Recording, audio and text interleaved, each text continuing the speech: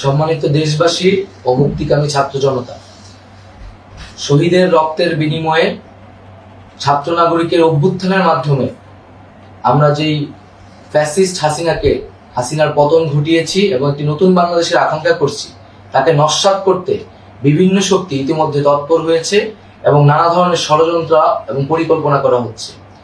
আমরা মুক্তিকামী ছাত্র জনতার পক্ষ থেকে স্পষ্টভাবে বলতে চাচ্ছি যে এই বাংলাদেশকে ফ্যাসিবাদী রেজিম থেকে মুক্ত করার জন্য এবং একটি নতুন বাংলাদেশ, জনগণের বাংলাদেশ প্রতিষ্ঠার জন্য সকল ধরনের ষড়যন্ত্রকে নস্যাৎ করার জন্য, প্রতিহত করার জন্য বাংলাদেশের ছাত্র জনতা কিন্তু সদা প্রস্তুত রয়েছে। আমরা দেখতে পাচ্ছি নানান জায়গায় লুটপাট, সহিংসতা এবং সাম্প্রদায়িক হামলার মতো ন্যাক্কারজনক ঘটনা ঘটছে। আমরা এর তীব্র নিন্দা জানাচ্ছি এবং আমরা মুক্তিকামী ছাত্র জনতার প্রতি আহ্বান জানাচ্ছি যে এই ধরনের ঘটনাকে প্রতিহত করার জন্য আমাদেরকে প্রস্তুত থাকতে হবে, আমাদেরকে দায়িত্ব নিতে হবে।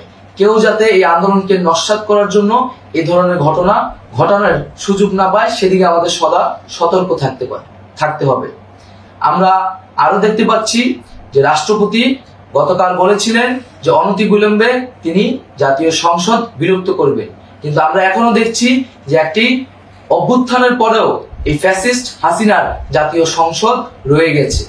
তাই আমরা ঘোষণা করছি যে আজ দুপুর ৩টার মধ্যে এই ফ্যাসিস্ট হাসিনার যে জাতীয় সংসদ, সেই সংসদের বিলুপ্তি ঘোষণা করতে হবে।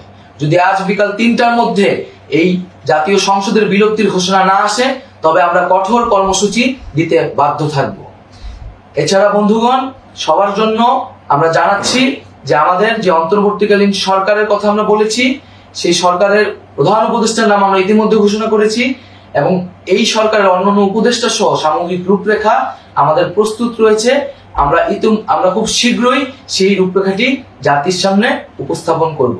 আমরা বাংলাদেশে স্থিতিশীলতা চাচ্ছি, সমাজে ন্যায় বিচার চাচ্ছি, সেজন্য কার্যকর পদক্ষেপ নিতে হবে এবং তার প্রথম পদক্ষেপটি হতে হবে এই জাতীয় সংসদ ভেঙে দেওয়া। এবং সবার প্রতি আহ্বান থাকবে, আপনারা শান্তিপূর্ণভাবে অবস্থান রাখুন, শান্তিপূর্ণভাবে এবং অহিংসভাবে এবং সকল পরিকল্পনাকে, ষড়যন্ত্রকে নস্যাৎ করার জন্য সদা সতর্ক থাকুন।